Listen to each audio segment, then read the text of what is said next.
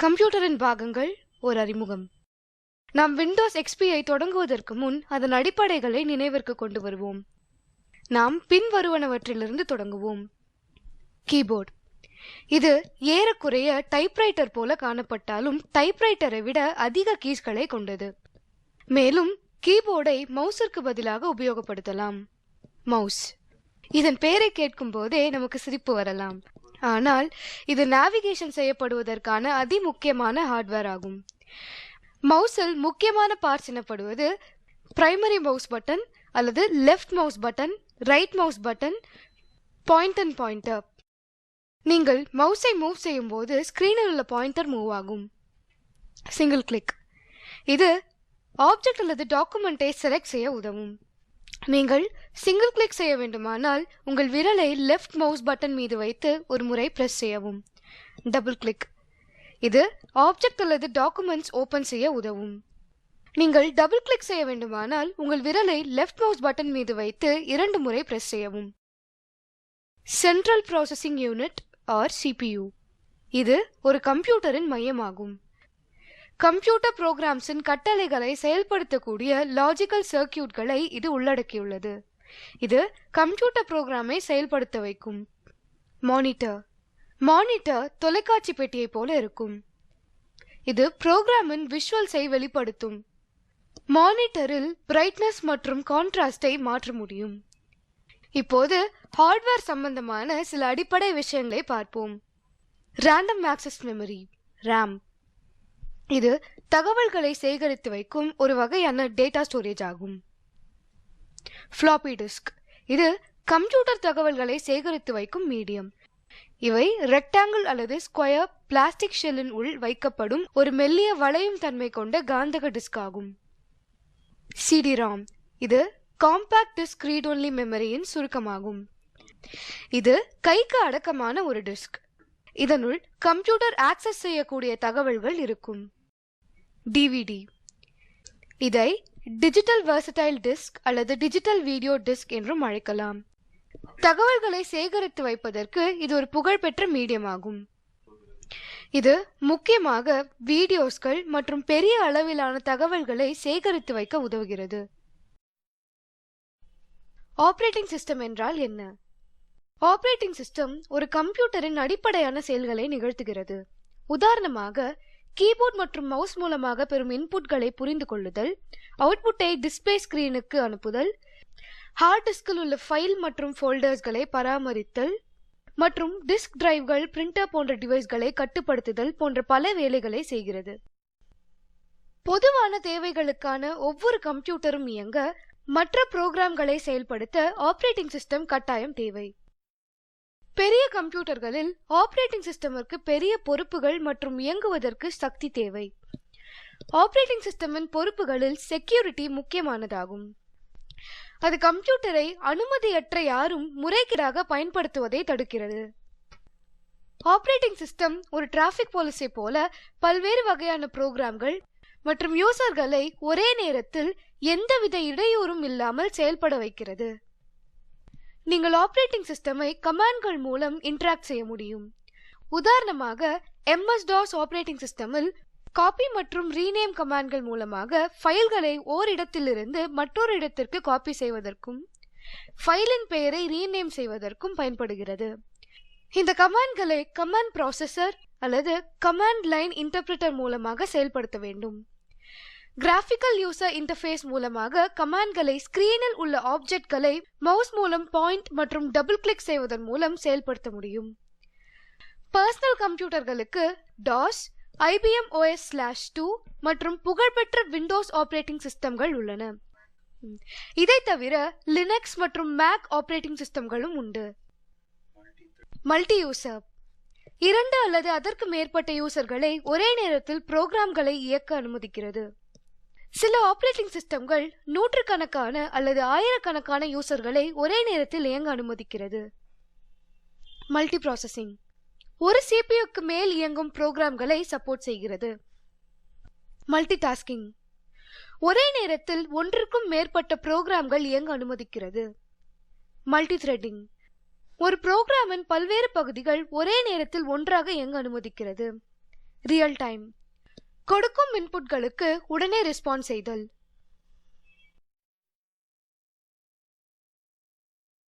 Watts new in Windows XP? Windows எக்ஸ்பியில் home மற்றும் professional என்று 2 எடிஷன்கள் உள்ளன. விண்டோஸ் எக்ஸ்பி ஹோம் எடிஷன் என்பது விண்டோஸ் 95-98ற்கு மாற்றாகும். விண்டோஸ் எக்ஸ்பி ஹோம் எடிஷனில் உள்ள சில சிறப்பு அம்சங்கள் யாவன? யூசர்கள் வேகமாகவும் சுலபமாகவும் மாறிக்கொள்ளலாம். லூனா, இது புதிதாக டிசைன் செய்யப்பட்ட டெஸ்க்டாப். இதில் நாம் அடிக்கடி பயன்படுத்தும் ஃபீச்சர்ஸ்கள் ஸ்டார்ட் மெனுவில் நிறுவப்பட்டுள்ளது. மேம்படுத்தப்பட்ட Windows media player, Windows messenger, Windows movie maker, Internet Explorer, remote assistance, system restore, network setup wizard. Windows XP professional edition. Windows XP professional edition Windows NT மற்றும் 2000 மாற்றாகும். ஹோம் எடிஷன் அம்சங்களுடன் நெட்வொர்க்கிங் மற்றும் task efficiency அம்சமும் இதனுள் சேர்ந்துள்ளது. மேலும் remote desktop, encrypting file system, fast resume from hibernation, support for 802.1x networking.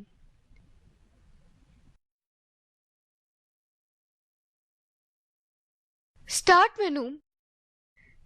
Menu ஒரு மிக முக்கியமான பட்டன் ஆகும். இது programs, folders, files, hard drive மற்றும் பிற செட்டிங் ஆப்ஷன்களை ஆக்சஸ் செய்யக்கூடிய நுழைவாயிலாகும். ஸ்டார்ட் மெனுவை கிளிக் செய்யவும் ஒரு பெரிய பாப்அப் தோன்றும். அதனுள் ஒரு வரிசையான ஆப்ஷன்கள் தோன்றும்.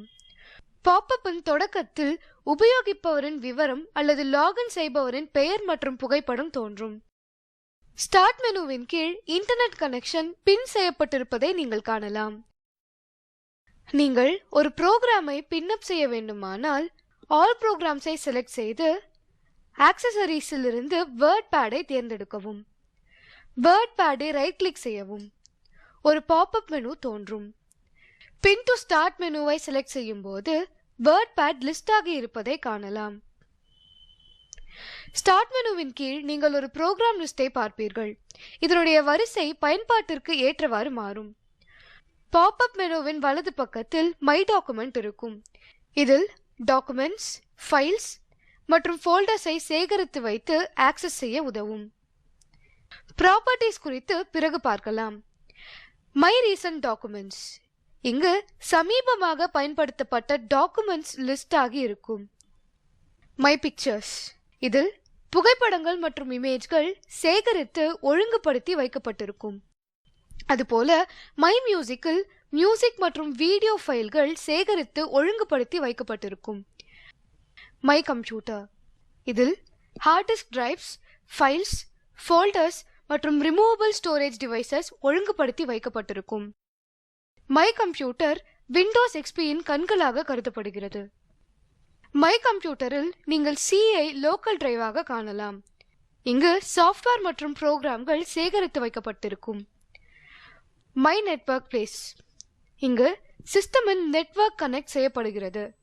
இதன் கீழ் control panel, set programs access and defaults, printer and faxes, help and support போன்ற ஆப்ஷன்கள் உண்டு. சர்ச் ஆப்ஷன், எல்லா டிரைவ்களிலும் உள்ள ஃபைல்ஸ், டாக்குமெண்ட்ஸ் மற்றும் ஃபோல்டர்ஸை சர்ச் செய்ய உதவும். தி ரன் ஆப்ஷன் என்பது அப்ளிகேஷன்ஸ், சாஃப்ட்வேர் மற்றும் ப்ரோக்ராம்ஸை கீவேர்ட் மூலமாக ஓபன் செய்ய உதவும். எடுத்துக்காட்டாக வேர்ட் அப்ளிகேஷனை ஓபன் செய்வதற்கு ரன் ஆப்ஷனில் WinWord என்று டைப் செய்து என்டரை தட்டவும். அப்போது வேர்ட் அப்ளிகேஷன் ஓபன் ஆகும். இதுபோல நீங்கள் எல்லா அப்ளிகேஷனையும் ஓபன் செய்து நேரத்தை சேமிக்க முடியும். நீங்கள் ஸ்டார்ட் மெனு தோற்றத்தை மாற்ற முடியும். ஸ்டார்ட் மெனுவை ரைட் கிளிக் செய்யும் போது பாப்அப் மெனு தோன்றும். ப்ராப்பர்ட்டிஸை செலக்ட் செய்யவும். Task bar and start menu properties dialog box open ஆகும். டயலாக் பாக்ஸில் 2 டாப்ஸ் இருக்கும். அவை task bar and start menu. Start menu டேபின் கீழ் 2 ஆப்ஷன்ஸ். அவை ஸ்டார்ட் மெனு மற்றும் கிளாசிக் ஸ்டார்ட் மெனு ஆப்ஷன் ஆகும். கிளாசிக் ஸ்டார்ட் மெனு முந்தைய வெர்ஷன்களின் தோற்றம். ஸ்டார்ட் மெனுவை கஸ்டமைஸ் செய்ய ஸ்டார்ட் மெனு ஆப்ஷனை கிளிக் செய்யவும். கஸ்டமைஸ் பட்டன் ஹைலைட் ஆகும். இதை நீங்கள் கிளிக் செய்யும் போது customize start menu dialogue box open ஆகும். இந்த ஆப்ஷன்ஸ்கள் உங்களுக்கு தேவை என்றால் அவற்றை செலக்ட் செய்து அப்ளையை கிளிக் செய்யவும், பின்னர் ஓகேயை கிளிக் செய்யவும்.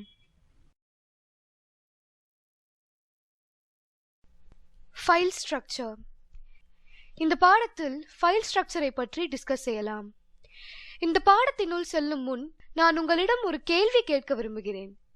ஃபைல் என்றால் என்ன? ஃபைல் என்பது குறிப்பிட்ட ஃபார்மேட்டில் உள்ள தகவல்களின் தொகுப்பு. ஃபைலின் அனாட்டமி என்பது ஃபைல் நேம் மற்றும் ஃபைல் எக்ஸ்டென்ஷன் ஆகும். ஃபைல் நேம் இதுதான் ஃபைலின் முதல் பார்ட் ஆகும். இது ஃபைல்களை வேறுபடுத்தி காண உதவும். உதாரணமாக ஃபைல் 1, ஃபைல் 2, ரிப்போர்ட் 1 மற்றும் பல. ஃபைல் எக்ஸ்டென்ஷன் என்பது ஃபைலின் இரண்டாவது பெயராகும். உதாரணமாக file 1.doc, file 1.jpg, file 1.rar, file 1.bmp. File format என்பது யூனிவர்சல் ஃபைல் ஃபார்மேட் ஆகும். யூனிவர்சல் ஃபைல் ஃபார்மேட்ஸ் இது உலகெங்கிலும் உபயோகப்படுத்தப்படும் ஃபைல் ஃபார்மேட் ஆகும். இதை மாற்றவோ அழிக்கவோ முடியாது. இவ்வகையான ஃபார்மேட்ஸ் தானாகவே ஃபைல்ஸ்களை புரோகிராம் அல்லது சாஃப்ட்வேர் ஆபரேட்டிங் சிஸ்டமில் சேவ் செய்யும் போது உருவாக்கப்படுகிறது. உதாரணமாக .doc, .exe, .txt, .jpg, .psd, .avi. சில ஃபார்மேட் இன்டர்ஆபரபிலிட்டி வகையின் கீழ் வரும். உதாரணமாக BMP ஃபைல், HTML ஃபைல் மற்றும் JPG ஃபைல். இத்தகைய ஃபார்மேட்களை கொண்ட ஃபைலை வேறு புரோகிராம்களில் எடிட் செய்து உபயோகப்படுத்தலாம். பொதுவாக உபயோகப்படுத்தப்படும் ஃபைல் ஃபார்மேட்ஸ் யாவன? .txt. இந்த ஃபைல் ஃபார்மேட் நோட்பேட் அல்லது யூனிகோட் ரா டெக்ஸ்டில் பயன்படுத்தப்படுகிறது. .rtf. இந்த ஃபைல் ஃபார்மேட் வேர்ட்பேட் அல்லது ரிச் டெக்ஸ்ட் ஃபார்மேட்டின் பிரதிநிதியாக உள்ளது. வேர்ட்பேடில் எந்த ஒரு ஃபைலை சேவ் செய்தாலும் அது RTF ஃபார்மேட்டில் தான் சேவ் ஆகும். .doc. இந்த ஃபைல் ஃபார்மேட் மைக்ரோசாஃப்ட் வேர்டின் பிரதிநிதியாக உள்ளது. .html, .htm. இந்த file format hyper text markup லாங்குவேஜை ரெப்ரசன்ட் செய்கிறது. .bmp. Bitmap formatted image Microsoft பெயிண்டை ரெப்ரசன்ட் செய்கிறது. .ppt. இந்த format Microsoft PowerPoint presentation file ஃபார்மேட்டை ரெப்ரசன்ட் செய்கிறது. .xls. இந்த ஃபைல் ஃபார்மேட் MS Excelஐ ரெப்ரசன்ட் செய்கிறது. Working with Windows Explorer. இந்த டுட்டோரியலில் விண்டோஸ் எக்ஸ்ப்ளோரரில் எப்படி ஒர்க் செய்வது என்று பார்ப்போம். விண்டோஸ் எக்ஸ்ப்ளோரரை ஓபன் செய்யவும். வியூ பட்டன் தோன்றும். அதை கிளிக் செய்யவும். ஒரு லிஸ்ட் பாப்அப் ஆகும். தம்ப்நெயில். தம்ப்நெயில் வியூ ஃபோல்டரில் உள்ள டிஸ்ப்ளே பிக்சரை ஸ்மால் தம்ப்நெயில் சைஸ்ட் இமேஜஸ் ஆக மாற்றவும். படங்கள் அல்லாத ஃபோல்டரை லார்ஜ் ஐகானாக வெளிப்படுத்தும். டைட்டில். டைட்டில் வியூ என்பது ஃபைலின் டீடைல்ஸை ஃபைல் நேமின் கீழ் வெளிப்படுத்தும். ஐகான். ஐகான் வியூ ஃபோல்டர் ஃபைல்ஸை ஐகானாக மாற்றும். ஃபைலின் பெயர் மற்றும் ஃபோல்டர் ஆகியவற்றை வெளிப்படுத்தும். லிஸ்ட். இது ஃபைல் மற்றும் ஃபோல்டரின் லிஸ்ட் மற்றும் ஐகானின் சைஸை வெளிப்படுத்தும். டீடைல்ஸ். இந்த வியூ சைஸ், டைப், ஃபைல், மாற்றம் செய்த டேட் போன்றவை வெளியாகும்.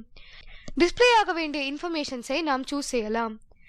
எல்லா வியூகளையும் யூஸ் செய்து எது நமக்கு எளிதாக உள்ளதோ அதை நாம் பயன்படுத்தலாம்.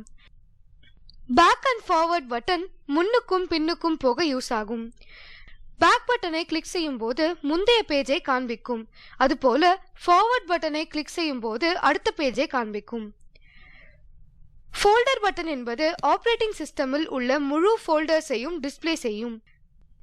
அதை கிளிக் செய்யும் போது லெஃப்ட் பேன் எல்லா ஃபோல்டர்ஸையும் டிஸ்ப்ளே செய்யும். Print file. இந்த பாடத்தில் ஒரு ஃபைல் அல்லது டாக்குமெண்ட்டை எப்படி பிரிண்ட் செய்வது என்று பார்ப்போம். பிரிண்ட் எடுப்பதற்கு முன்னால் கம்ப்யூட்டர் பிரிண்டரோடு கனெக்ட் செய்யப்பட்டிருக்கின்றதா என்றும் பிரிண்டிங் செய்வதற்கு செட்டிங்ஸ் எல்லாம் கான்ஃபிகர் செய்யப்பட்டதா என்றும் உறுதி செய்யவும். ஒரு ஃபைலை பிரிண்ட் செய்ய ஃபைலை ஓபன் செய்யவும். ஃபைல் மெனுவை செலக்ட் செய்யவும். பிரிண்ட் ஆப்ஷன் அல்லது Ctrl+P ஐ தேர்வு செய்யவும். பிரிண்ட் டயலாக் பாக்ஸ் ஓபன் ஆகும். பிரிண்ட் டயலாக் பாக்ஸில் முதலாவதாக நேம் பாக்ஸ் காணப்படும். இது கனெக்ட் செய்யப்பட்ட பிரிண்டரின் பெயரை டிஸ்ப்ளே செய்யும். அடுத்ததாக உள்ள பேஜ் ரேஞ்சில் சில ஆப்ஷன்ஸ் உள்ளது.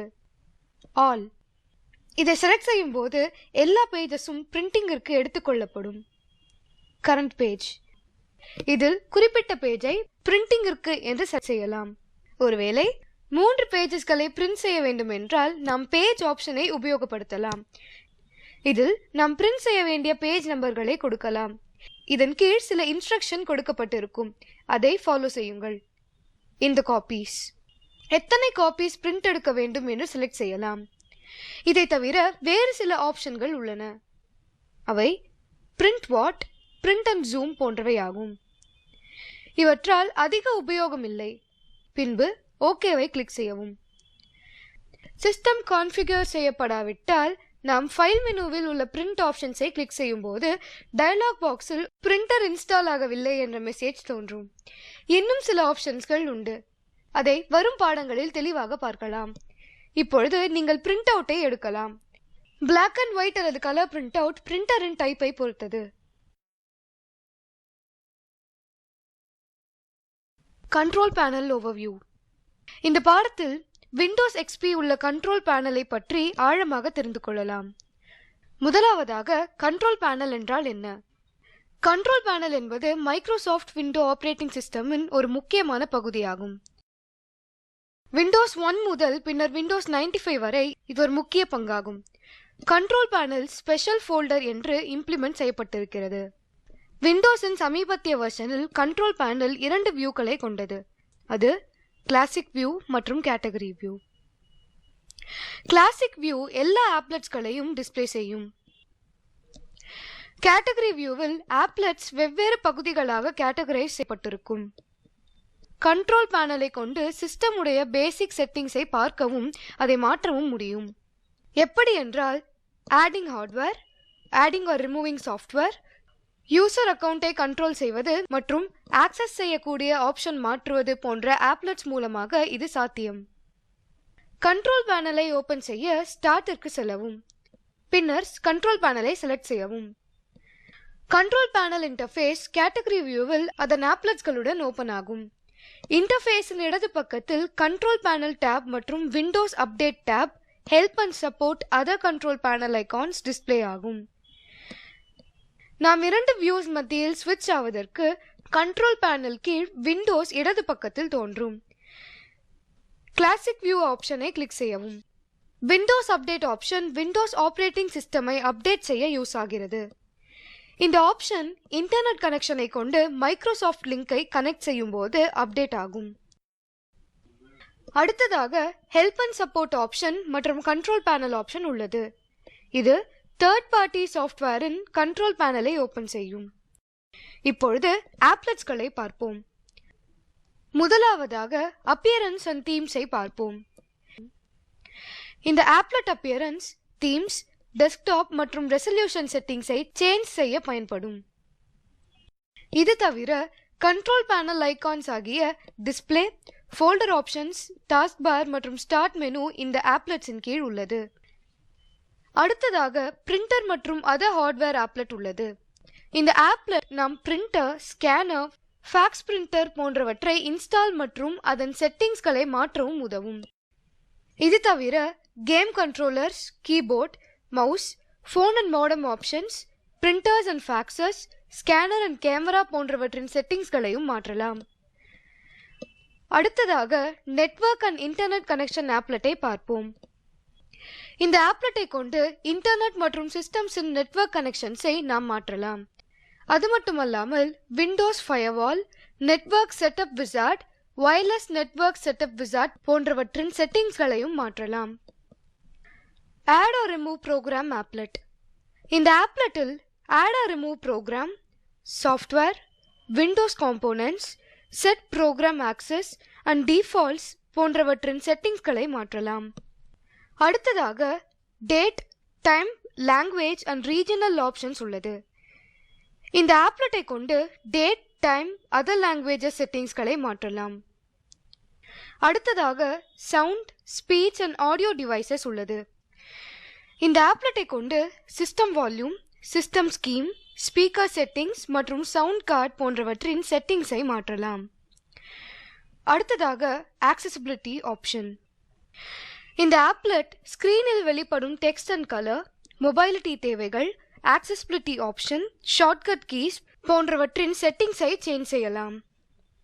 பெர்ஃபார்மன்ஸ் மற்றும் மெயின்டெனன்ஸ் ஆப்லெட்டின் கீழ் hard disk, administrative tools, power options, schedule task and system போன்றவற்றின் செட்டிங்களை மாற்றலாம். செக்யூரிட்டி சென்டர் ஆப்லெட்டில் system security, internet option in security system, automatic updates மற்றும் விண்டோஸ் ஃபயர்வாலின் சிஸ்டம் மற்றும் விண்டோஸ் ஃபயர்வாலின் செட்டிங்ஸை மாற்றலாம்.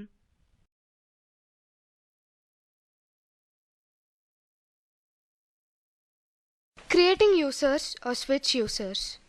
இந்த பாடம் மிகவும் சுவாரஸ்யமானது. இதில் எப்படி யூசர்களை கிரியேட் செய்வது மற்றும் எப்படி யூசர்களை ஸ்விட்ச் செய்வது என்று காண்போம். உங்கள் முழு குடும்பத்தினரோ அல்லது நண்பர்களோ அல்லது உடன் வேலை செய்பவர்களோ எல்லோரும் சில சமயம் ஒரே கம்ப்யூட்டரை பயன்படுத்துபவர்களாக இருக்கலாம். இது நமக்கு பிரைவசி கொடுக்காது. சில சமயம் இந்த பிரச்சனையை தீர்க்க நம் மல்டிபிள் யூசர் அக்கவுண்ட்ஸ்களை கம்ப்யூட்டரில் கிரியேட் செய்யலாம். ஒரு புது யூசர் அக்கவுண்ட் கிரியேட் செய்ய ஸ்டார்ட்டிற்கு செல்லவும். கண்ட்ரோல் பேனலை செலக்ட் செய்யவும். கண்ட்ரோல் பேனலில் இடது பக்கத்தில் ஸ்விட்ச் டு கிளாசிக் வியூ ஆப்ஷன் இருக்கும். நீங்கள் கேட்டகரி வியூவை கிளாசிக் வியூவாக மாற்ற வேண்டும் என்றால் ஸ்விட்ச் டு கிளாசிக்கை கிளிக் செய்யவும். இப்பொழுது வியூ மாற்றப்படும். கண்ட்ரோல் பேனலில் யூசர் அக்கவுண்டை செலக்ட் செய்ய யூசர் அக்கவுண்ட் இன்டர்ஃபேஸில் கிரியேட் அ நியூ அக்கவுண்டை கிளிக் செய்யவும். டைப் அ நேம் பாக்ஸில் ஒரு பெயரை டைப் செய்யவும். ஸ்டார்ட் பட்டனை கிளிக் செய்யவும். அக்கவுண்ட் டைப் டயலாக் பாக்ஸ் தோன்றும். இதில் 2 அக்கவுண்ட் டைப் இருக்கும். அவை கம்ப்யூட்டர் அட்மினிஸ்ட்ரேஷன் மற்றும் லிமிடெட். கம்ப்யூட்டர் அட்மினிஸ்ட்ரேஷன் அக்கவுண்ட் டைப்பிற்கும் லிமிடெட் அக்கவுண்ட் டைப்பிற்கும் உரிய பெனிஃபிட்ஸ்கள் இங்கே பட்டியலிடப்பட்டுள்ளது. அதுபடி நமக்கு தேவையான அக்கவுண்டை தேர்ந்தெடுக்கலாம். இங்கே நமக்கு அட்மினிஸ்ட்ரேஷன் அக்கவுண்ட் பொருத்தமானதாக உள்ளதால் அதை தேர்ந்தெடுக்கலாம். கிரியேட் அக்கவுண்ட் பட்டனை கிளிக் செய்யவும். இப்பொழுது அக்கவுண்ட் கிரியேட் ஆகிவிட்டது. Computer administration account. நான் இந்த அக்கவுண்டில் சில மாறுதல்களை செய்ய விரும்புகிறேன். அதற்கு சேஞ்ச் அன் அக்கவுண்ட் ஆப்ஷனை செலக்ட் செய்யவும். பிக் அன் அக்கவுண்ட் இன்டர்ஃபேஸில் அக்கவுண்டை செலக்ட் செய்யவும். இப்பொழுது ஒரு லிஸ்ட் தோன்றும். அதில் change the name, create a password, change the picture, change the account type மற்றும் டெலிட் தி அக்கவுண்ட் ஆகியவை இருக்கும். சேஞ்ச் தி நேம் ஆப்ஷன் இருக்கும் அக்கவுண்டின் பெயரை மாற்ற உபயோகப்படும். இது ஏற்கனவே இருக்கும் அக்கவுண்டின் பெயரை மாற்ற உபயோகப்படும். இதை செய்ய சேஞ்ச் தி நேம் ஆப்ஷனை கிளிக் செய்யவும். இதில் புது பெயரை பாக்ஸில் டைப் செய்யவும். பின்பு சேஞ்ச் த நேம் பட்டனை செலக்ட் செய்யவும். அக்கவுண்ட் நேம் இப்போது சேஞ்ச் ஆகிவிடும். சில சமயம் ரகசியமாக மெயின்டைன் செய்ய வேண்டிய ஃபோல்டர்கள் நம்மிடம் இருக்கலாம். இதை யாரும் ஆக்சஸ் செய்யாதபடி இதற்கு ஒரு பாஸ்வேர்ட் கிரியேட் செய்ய வேண்டும். பாஸ்வேர்டை கிரியேட் செய்ய ஆப்ஷனை செலக்ட் செய்யவும். புது பாஸ்வேர்டை பாக்ஸினுள் டைப் செய்யவும். கன்ஃபார்ம் செய்வதற்கு பாஸ்வேர்டை இன்னும் ஒரு முறை டைப் செய்யவும். 3வது பாக்ஸில் பாஸ்வேர்டை ஒருவேளை நாம் மறந்துவிட்டால் அதை ஞாபகத்திற்கு கொண்டு வர அதற்கு தொடர்புடைய ஃப்ரேஸ் அல்லது வார்த்தைகளை டைப் செய்யலாம். பாஸ்வேர்ட் பட்டனை செலக்ட் செய்யவும். அப்பொழுது பாஸ்வேர்ட் ப்ரொடெக்டட் டெக்ஸ்டை அக்கவுண்டின் கீழ் காண்பீர்கள். பின்னர் உங்களுக்கு பாஸ்வேர்ட் வேண்டாம் என்றால் ரிமூவ் த பாஸ்வேர்ட் ஆப்ஷனை கிளிக் செய்யவும். அடுத்த இன்டர்ஃபேஸ் நீங்கள் பாஸ்வேர்டை ரிமூவ் செய்ய கன்ஃபர்மேஷன் கேட்கும். ஆம் என்றால் ரிமூவ் த பாஸ்வேர்டை கிளிக் செய்யவும். பட்டன் பாஸ்வேர்ட் ரிமூவ் ஆகிவிடும். இப்பொழுது அக்கவுண்டின் பிக்சரை மாற்ற சேஞ்ச் த பிக்சரை செலக்ட் செய்யவும். அதில் ஒரு பிக்சரை சூஸ் செய்யவும். சேஞ்ச் த பிக்சர் பட்டனை கிளிக் செய்யவும்.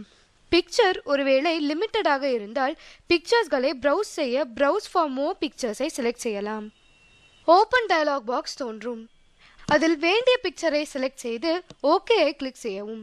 இப்போது நம்முடைய அக்கவுண்ட் ஆக்டிவாக காணப்படும். ஒருவேளை நம்முடைய அக்கவுண்டை டெலிட் செய்ய வேண்டும் என்றால் டெலிட் அக்கவுண்ட் ஆப்ஷனை செலக்ட் செய்யவும். Files in my document can be restored in a new folder என்ற ஒரு மெசேஜ் தோன்றும். அப்படி என்றால் ஃபைல்ஸ் டெலிட் ஆகவில்லை என்று அர்த்தம். கீப் ஃபைல்ஸ் ஆப்ஷனை கிளிக் செய்யும் போது ஃபைல்ஸ் ரெஸ்டோர் ஆகும். ஃபைல்ஸை டெலிட் செய்ய டெலிட் ஃபைல்ஸை செலக்ட் செய்யவும், அல்லது நீங்கள் எதையும் செய்ய வேண்டாம் என்றால் கேன்சலை கிளிக் செய்யவும். நீங்கள் வேறு அக்கவுண்ட்டையும் மாற்றலாம். அதற்கு சேஞ்ச் அனதர் அக்கவுண்டை செலக்ட் செய்யவும். மேலே உள்ள ஹோம் ஐகானை கிளிக் செய்யவும். அப்போது ஹோம் பேஜ் தோன்றும். நீங்கள் யூசர்கள் லாகின் லாக் ஆஃப் செய்யும் முறையையும் மாற்றலாம். அதன் மேல் கிளிக் செய்யவும். இன்டர்ஃபேஸ் 2 ஆப்ஷன்களை காண்பிக்கும்.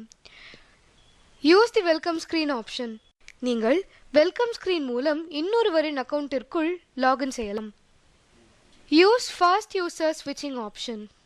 இதன் மூலம் லாக் ஆஃப் செய்யாமல் வேறு அக்கவுண்டிற்கு மாறி மீண்டும் அதே அக்கவுண்டிற்கு வரலாம் அல்லது டெலிட் செய்யவோ முடியும். இனி நீங்கள் யாருடைய உதவியும் இல்லாமல் யூசர் அக்கவுண்டை உருவாக்கவோ மாடிஃபை செய்யவோ அல்லது டெலிட் செய்யவோ முடியும்.